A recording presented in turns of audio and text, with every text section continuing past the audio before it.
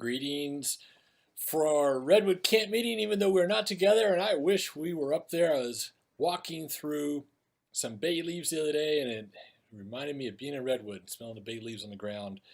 Uh, but we're going to have some fun anyways. Well, the story I'm about to tell you is true.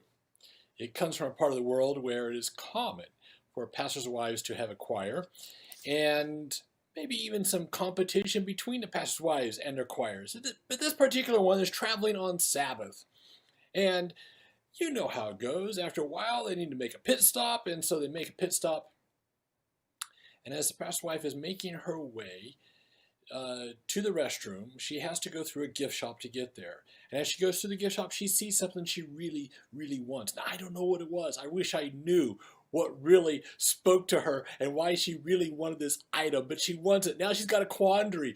Like, I'm not coming back to this area anytime soon, and it's Sabbath, so I can't buy it, and I can't come back. So how do I get this thing I want and yet keep the Sabbath? So she prays about it, and she believes that God gives her the answer. She just took it. She didn't buy on Sabbath.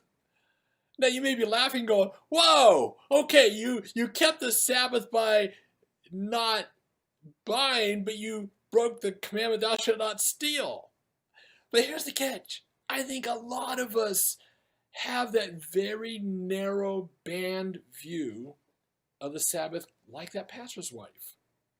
You know, we will keep the Sabbath in one sphere, but then fail it in other ways, like that pastor's wife. I don't think she's alone. And here's part of our challenge. In our evangelistic series, we will spend so much time trying to educate people on what day is the Sabbath. It's not Sunday, it's Saturday. And people get it. And it's a little bit like a dog chasing a car. Have you ever wondered what the dog was ever going to do with the car if they ever caught it? Now what? And we leave people with the Sabbath. They've got that it's Saturday, but now what? I want to invite you to open up your Bibles as we explore the now what, the excitement, the awesomeness of Sabbath Nuwak. The writer of Hebrews chapter 4 starts out with this passage in verse 1. He says this, therefore, since the promise of entering his rest still stands, let us be careful that none of you be found to have fallen short of it. Now, the short version of this is that the writer of Hebrews is trying to use Sabbath as an analogy to salvation rest. And so he says, what is the best concept I can think of rest? Well, it's the Sabbath. And so it doesn't really work on several fronts. If you don't understand the Sabbath, you would not understand his analogy. And it also keeps for, if they weren't keeping the Sabbath back then, that analogy wouldn't work then either. So obviously this is an example, a reason, I would say some evidence for keeping the Sabbath back in that day. And in fact, in verse 9, he uses a term that we find nowhere else in the Bible. He calls it Sabbath rest. We don't even know if the writer of Hebrews actually coined that term, but we can't find it anywhere else until I found here in verse 9 of chapter 4. He continues on, and I want you to listen for a word. One particular word here, rest. Rest. Looking at Hebrews 4, 4-6, if you get your Bibles with you, you can kind of be interactive with me as we read together. Hebrews 4, 4-6. For somewhere he has spoken about the seventh day in these words. On the seventh day, God rested. There's one word. God rested from all his works. And again, in the passage above, he says, they shall never enter my rest. Therefore, since it still remains for some to enter that rest, and since those who formerly had the good news proclaimed to them did not go in because of their disobedience. Now, the book of Hebrews is written in Greek. We know that. But he's writing to a Hebrew audience, Hebrews.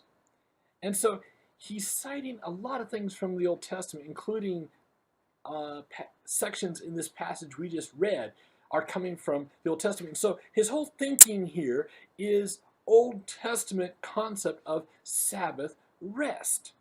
And so you got to understand where he's coming from. And the passages he's quoting from, the word rest It's this powerful Hebrew word pronounced, or it's nuach. Now, we don't have this word in, pronunciation in English. It's a hard CH, almost a K sound, where we almost spit that word out, the k from the back of the throat, nuach. So just don't look at somebody when you pronounce this word. You're spitting almost at them. But this breathy nuach, but it's a powerful word. It's an awesome word. In our Bibles, it usually gets translated as rest. That's because we don't have verbs. They rested. We don't have verbs for serene, quiet, peace, tranquility, and of course, rest. So it could even mean that they peaced, they serened, but that's not good English, and so we don't say that. We just say rested. But that's what it means, all those different things. And so when you read about Sabbath rest, God rested on Sabbath. He's peacing. He's serene. He's tranquil. That's what it's starting to mean. And so now let your mind kind of wander as we talk about it. And of course, this passage from Exodus 20:11.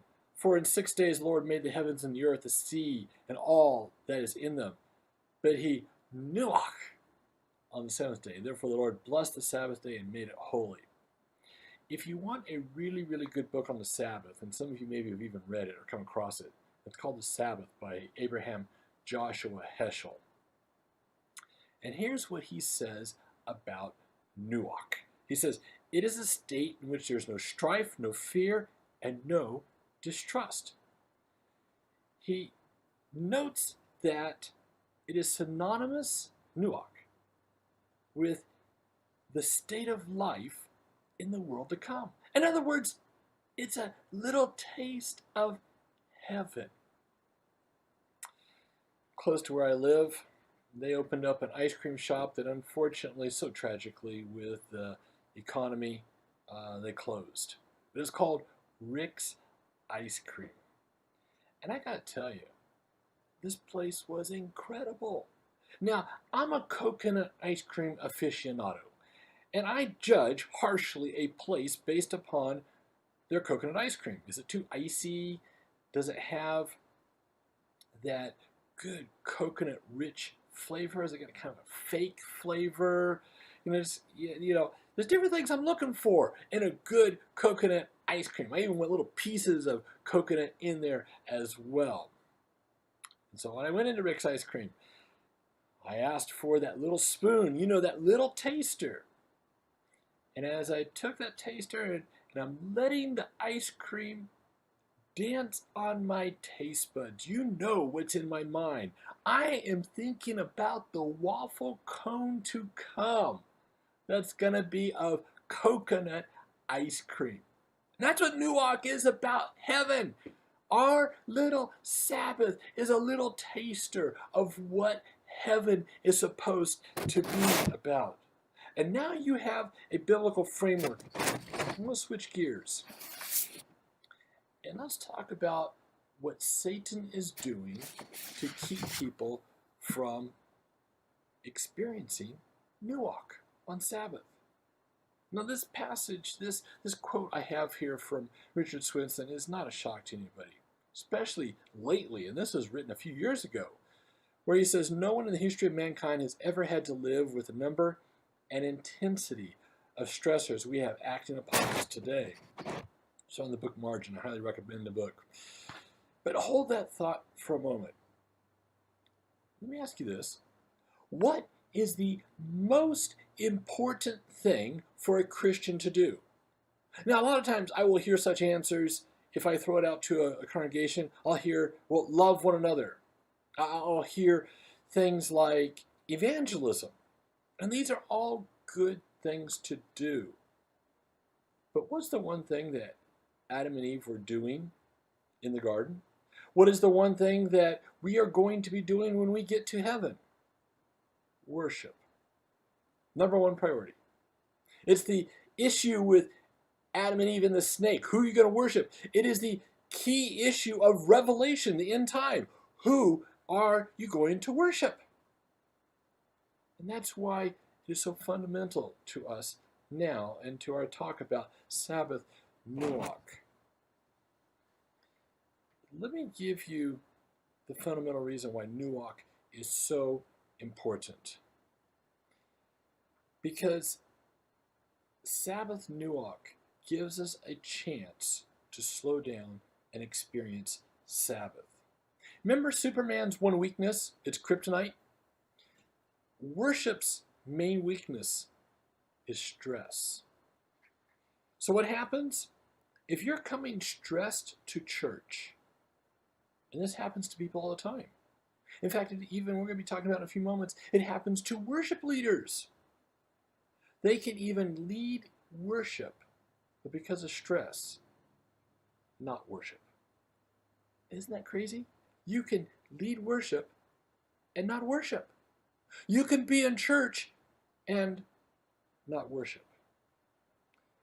And with the great controversy, with the issue over worship, I think stress is Satan's stealth weapon. Because we don't see it. We just take it for granted. We go, it's stress. In fact, we're going to be talking about this in a few moments. We even manufacture stress in church. We bring it with us. And yet we just accept it as part of the landscape because the devil is so good, he's got us to accept it. And yet God said, no, hold on. I know what life is going to be like in 2020. And so therefore, God created Sabbath nuach. And the crazy thing is, people will get all militant about different types of music in church and different styles of worship, but never pay attention to stress and why God created nuach, Sabbath nuach. Can I ask you a really dumb question? Do you think God actually knew what he was doing when he created Sabbath nuach? Is it possibly he knew what life was going to be like in 2020? That we are living in a world that is so crazy right now that we can't even get together? Do you think God actually knew that? And he says, you know what? They're going to need Sabbath nuach, where they can just take a break from the craziness that is out there. I believe God knew. There's another thing, too, that I think we need to be cautious about. And that is, so often we have reduced the word worship to a simple concept. If I go to church, I must worship. But let me ask you this. Was worship ever an easy, simple thing for the Israelites? No, they prove it's difficult. So why do we think we are so much better than the Israelites at worship? Worship is not automatic. And yet we treat it like it's automatic. Like, if I just show up at church, of course I worshiped. Not necessarily. In fact, a lot of times I think we don't. So let's go on and talk a little more about science and Sabbath. How would you describe the ideal worship environment? Well, Jeffrey and Renata Cajon describe this. They say it's making maximum connections in the brain requires a state we describe as relaxed alertness. Remember that phrase, relaxed alertness. You want to be relaxed enough, but not bored. You want to be awake. Relaxed alertness. This is a combination of low threat and high challenge. Kind of like we do a Sabbath school, this give and take. A really good sermon. You're listening, you're with the preacher, you're going, oh man, this is good stuff. You're on your edge of your seat, you're amening. That's relaxed alertness. You see, stress, it can be useful. It helps us focus on tasks. But stress also has a downside to it. It minimizes our ability to see the big picture. On your screen in front of you, you should have this picture. And I won't make you guess what it is. It's actually the pilot's view of an aircraft carrier trying to land. And here's the crazy thing. They say at this point, with a pilot trying to land on an aircraft carrier, that the pilot's IQ at this point, if they were to take an IQ test, is about that of a hamster. It's gone. There is no IQ. In fact, if you were to ask the pilot's name, the name of their mother, they probably can't tell you at this point because everything they're doing is because of muscle memory. They have practiced this maneuver, landing on an aircraft carrier, which is an extremely stressful thing to do, dozens, hundreds, maybe even thousands of times. And so as they're doing this, it's muscle memory under stress, because we do not want them to intellectually try to think their way down. And here's where it gets complicated. Your brain needs to be at rest in order to worship. I want you to notice the difference between these two scans of the brain. You're going to see the difference between a brain at rest and a brain at worship. And you can see the frontal lobe firing. And I can't help but think when I see that, whoa, what else does that remind me of? Where God puts his seal in the forehead, which is the worship center. Those who are worshiping God, and mankind is just discovering now that this is the worship center. So where we worship. In fact, one scientist, it's a new field of study, by the way, it's called neurotheology. One scientist actually called the frontal lobe the angel lobes, because they say that's where our worship takes place in the brain. But does that remind you of anything else? Like the seal of God? The mark of the beast, and I can't help but wonder if the mark of the beast is really, because they say it's in the hand and the forehead. Is it because they can't find rest, and so they're not worshiping here? I don't know. But scientifically and theologically, seems to make sense. Let's keep on moving. I want to continue down with science for Lane a couple more moments, but I want to introduce another term to you called downshifting. And here's what downshifting is. Just like with a car, when you downshift and you hear that, same thing happens with your brain when it has to shift down under a stress load. When we downshift, our responses become more automatic and limited. We are less able to access all that we know or see what is really there. Our ability to consider subtle environmental and internal cues is reduced. We seem less able to engage in complex intellectual tasks, those requiring creativity and the ability to engage in open-ended thinking and questioning. A great example of downshifting is test anxiety. I mean, have you ever experienced something that you're going, I know the answer, you've studied, and then you get into that moment and you're going, I can't remember.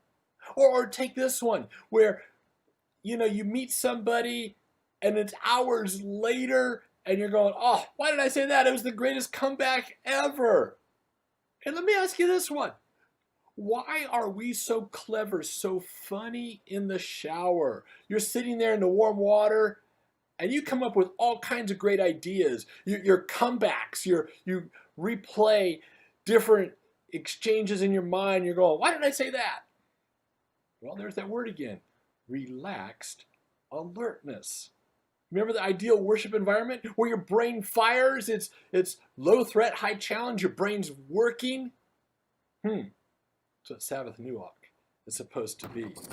And David, what does he say in Psalm 8:3? He says, when I consider, and that word consider in Hebrew is this deep thought, your heavens, the work of your fingers, the moon and stars, which you have set in place. And now you are understanding why downshifting, why stress is the enemy of worship. An enemy of worship is the enemy of Sabbath.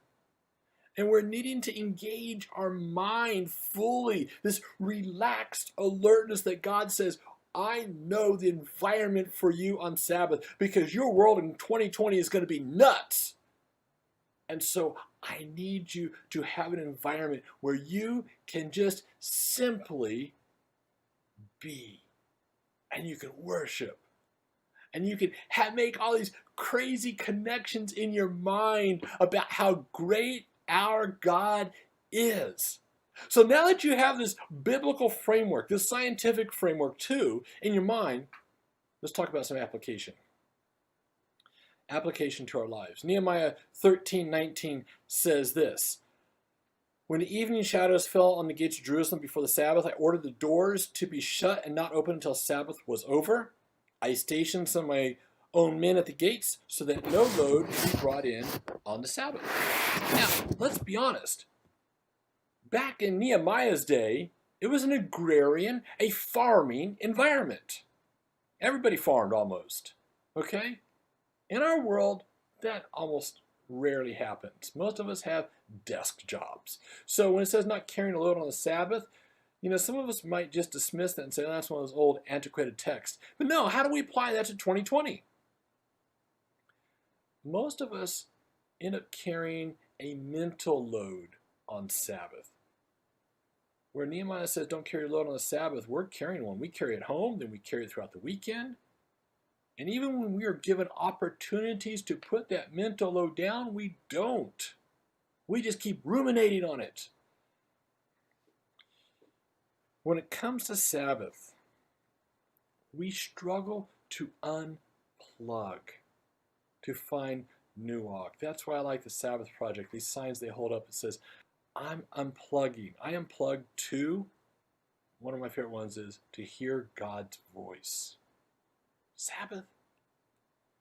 See, the problem is we don't know how to unplug. We have our smartphones here with us. We have our email. We have our social media. And unfortunately, we never unplug. In fact, the cover of Time magazine here a couple of years ago was talking about teenage anxiety. And the teenagers' inability to unplug was leading to depression and anxiety. Brings us to another point this morning. A lot of Christians only think of Sabbath nuach, the Sabbath blessing, if we want to call that, in a passive sense. Dare I say, a narcissistic sense, like my Sabbath blessing, I was blessed on Sabbath. Okay, that's good, that's good. We want to be blessed on Sabbath. But we almost never, ever think about other people's Sabbath blessing. And in fact, if you read much of the Old Testament, it's about taking and dispensing Sabbath nuach to those around us. One of those passages would be Exodus 23:12. It says this, 6 days do you work, but on the seventh day do not work, so that your ox and your donkey may rest. There it is, nuach. Your donkey may nuach. And so the slave born in a household and a foreigner living among you may be refreshed. God is even saying, I want my animals to experience nuach. Isn't that crazy? He wants you and I to experience nuach, and he wants our animals to experience nuach. But see, a lot of our Sabbath keeping is self-centered. It's just about me. I don't care about your nuach. I just want my nuach. That's not biblical. See, I have to care about your nuach too. In fact, if you do a study, about like half the passages talking about Sabbath are talking about taking the blessings of the Sabbath, nuach, and dispensing those to those around us. In one of history's crazy backwards moments, Stalin takes one of his chief aircraft designers, Andrei Tupolev, and on trumped-up charges, throws him into a work camp during World War II and says, now I want you to design world-class airplane designs. I don't know about you, but let's talk about Redwood Camp meeting for a second, okay? If Redwood Camp meeting has a downside, it's the bathrooms. I know people who don't want to go to camp meeting because of the bathrooms. A work camp is not going to have anything better. In fact, they'll be lucky if they have anything as good as we have at Redwood Camp meeting. And to design in that type of environment, you just say, you know what? No, we know what the ideal environment is. That's relaxed alertness. If you're going, I hate this place, that is not going to be conducive to nuach, to this learning environment. And unfortunately, we have way too many churches that are like Stalin. We will spend thousands, maybe even tens of thousands of dollars on evangelism and have a very un-nuach environment. You know what that's like? It's like fishing with a hole in your net. It's throwing money away. We try to bring these people in, and as soon as they come in and they get a feel for the place, they are gone. And then we kind of throw up our hands going, what's wrong with these people? Where's the Christian experience? Well, now we need to start looking at ourselves and going, maybe it's us. Maybe they're actually healthy and they recognize that we are not healthy with our non-Nuwak environment and they left. And that's a very sad commentary because I can't tell you how many churches I've been in. I've even pastored a couple that I was saying, if I wasn't the pastor of this church, I would not attend here. And I know as a pastor, I'm not alone. I've known a number of pastors who have said that. And then we wonder why people don't want to come to church. Maybe because they're too healthy to be in some of our non-Nuwak environments. Because honestly, I believe if we created a Nuwak environment, that in itself, people are stressed out of their minds. They need what we have. Let me give you some examples because to this point, you're probably going, well, what are you talking about? Because I know when I've talked with people about, stress in church, people kind of look at me a little crazy. I've gotten used to that until I start giving them examples. I mean, the easy ones are like controlling people. Nobody wants to be around mean, negative, controlling people. Church conflict. Nobody likes that either, except for some crazy people. And you know another one too? No friends. You have no friends in church?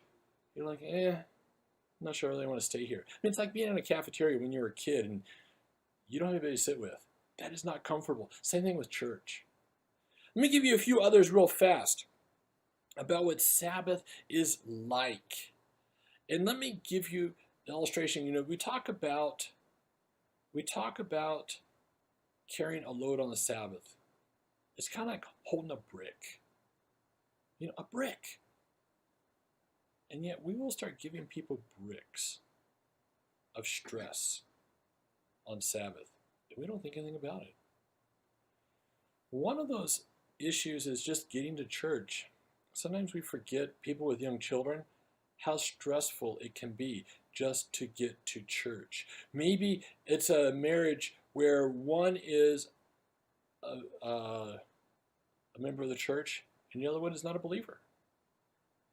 And every time that person goes to church, there is conflict. I know women who, when church was over, started getting nervous because their spouse was going to be angry if they took too much time at church. Intrusive questions. I'm not kidding. This was a question that my parents got asked, specifically my mom, when they were going through a divorce. How's the divorce going? I'm not kidding. Intrusive questions can sometimes be extremely inappropriate in a Nuwak environment because where did my mom's mind immediately go? It goes to the divorce. She's wanting to forget the divorce on Sabbath. She wants to experience Nuwak, some tranquility, instead of the mess that her marriage was in. Believe it or not, poorly run AV, when you get horrible feedback and it creates tension or maybe something doesn't work, that's even a stressor as well. Kids screaming. I mean, if you got some kids in the pew in front of you that are squirming and screaming, and you're trying to worship, guess what? You're probably not doing too well with worship. And so there needs to be some way that we help our young families, and yet sometimes our young families also need to be aware that while they may be used to the sound of the kids, those around them may not be. And so there's this give and take that we've got to work together with young families and make our churches friendly enough for them, and yet we also need our young families to understand too that what they do may be taken away from people's ability to even listen to the worship service as well. A moral fall. If, we'll take a stereotypical thing. What if a husband's wife has left him or has had an affair? How does he feel when he goes to church? We might think, well, he feels fine. No, he doesn't. He probably feels guilty, like, what did I do to contribute to this? Or what about a parent whose child has strayed from the church and they hear sermons about, bring up a child in the way he should go, and he will not, when he's old, he will not depart from it. And they start thinking, what did I do wrong?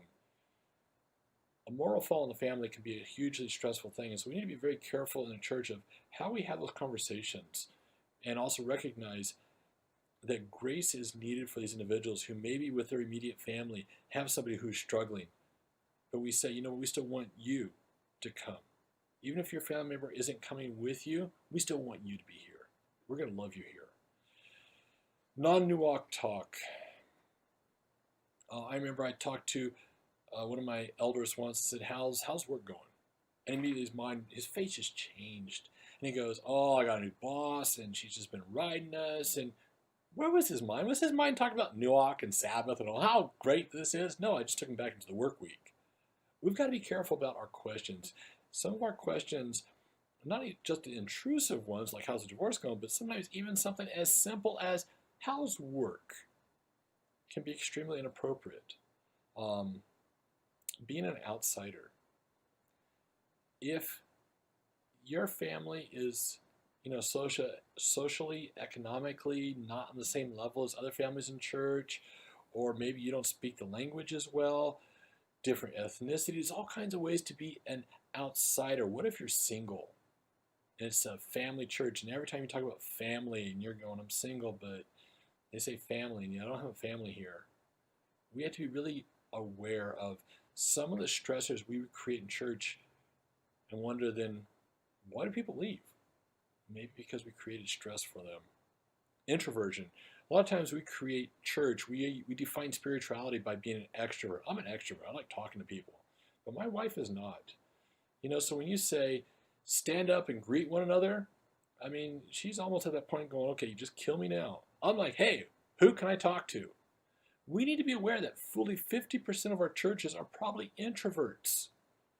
And they hate that time. In fact, guess what? The number one thing guests hate. Stand up and greet those around you. So if you're really a church that's interested in evangelism and bringing people in, you may really want to rethink that one. So the big question comes in, am I helping people's new walk? Am I taking away from it? What can we do? And here's another problem we do with Sabbath. And that is, we sometimes make Sabbath such a busy day, we load it up. I know some churches, and they won't have a church board meeting on it because, hey, everybody's available. Just because you have the day off and people are available doesn't mean you should just load it up like any other day. You're taken away from Nuach. I mean, who says, a board meeting to me sounds like Nuach, said no one. Archibald Hart, he says this, he says, much church activity is unfortunately geared to make us even busier on Sundays, and he's talking about Sunday instead of Saturday, but the principle still applies. I believe this can be a pitfall. If you're not slowing down significantly on your day of rest, you're going against God's intent as well as courting stress damage. We have to make sure that Sabbath, we don't load it up with all kinds of, quotes, good stuff. And at the end of the day, we didn't rest. And I've known way too many churches that will do that. Well-intentioned. And as a ministry leader, if we're rushing around, we can be in church on Sabbath and not experience Nuach and therefore not worship. Can I be honest with you? That same picture of the pilot landing on an aircraft carrier is oftentimes what your ministry leaders view church as. They're so focused on the task. Maybe they got to be up front. Maybe they're a little bit nervous about being up front. So they're only focused on that little segment about being up front. And I'll just be honest, as a pastor, I'm worried about the worship service. Is the AV going to do the job right? Deacons, are they going to get the air conditioning right this week? My sermon, I got to think about my sermon. I can attend church. I can be in charge of the worship service. At the end of the day, if I was not intentional, I can leave church and not have worshiped because I had no Nuach. Because I was so focused on church, doing church, but not worshiping.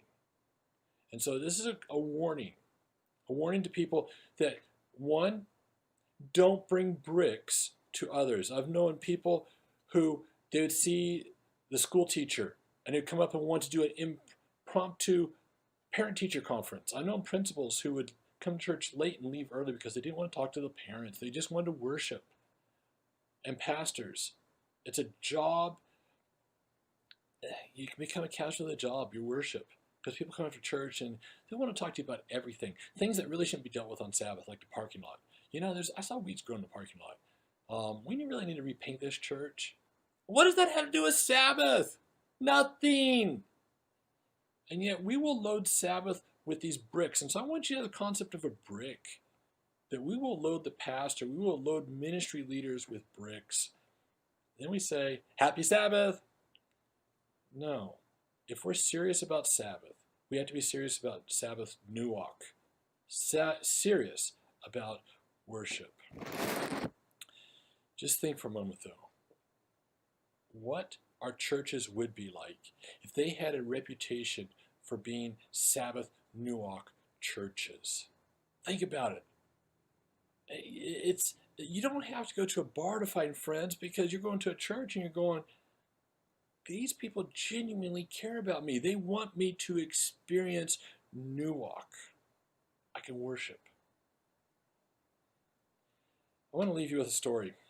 Perhaps you've heard of the Confederate prison camp Andersonville in Georgia. In Andersonville, it was an awful, awful place. You could probably describe it at the time as hell on earth. 13,000 Union soldiers died in that camp alone. 13,000. That is a lot of people to die in a prison camp.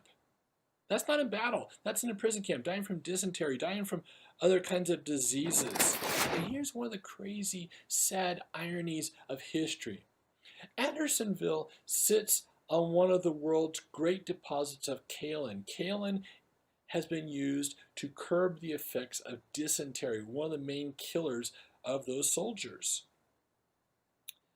Now, maybe you're going, hold it.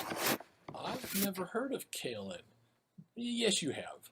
You just know it by its commercial name, kaopectate. And the irony, the cruel irony of history is Andersonville sits on one of the world's great deposits of kaolin, and yet during the Civil War, thousands of soldiers are dying from the effects of something that could have been helped that they were standing on top of. We as a church, the Seventh-day Adventist Church, are given this incredible gift called the Sabbath. Sabbath nuach, something that people are dying for in 2020. People are saying, I am so stressed out. We have something that our post-Christian stressed out world is needing. And my question is, have you even discovered Sabbath nuach yet? And the main reason you and I are here today is to worship. I got to call you to this. I got to call you to worship, to marvel, to consider, as David says, our incredible God, who in his infinite wisdom could look into the future and say in 2020, they are going to need Sabbath nuach. Because without it, it's going to be impossible to worship. That's the God I want to call you to worship right now. I want to leave you with this. Hebrews 4, 9 and 11. There remains then a Sabbath rest for the people of God. Let us therefore make every effort to enter that rest. May you experience God's rich nuach in your worship experience. And then may you take those same nuach blessings and may you dispense them to those around you. Hello all, and thank you for watching this 2020 virtual Redwood area camp meeting video. We are striving to reach the needed YouTube subscriptions so that we can change the name to something a human would understand. Please visit the website for what is coming up. Don't forget to sign up for announcements on the website. Please consider helping us with our budget needs.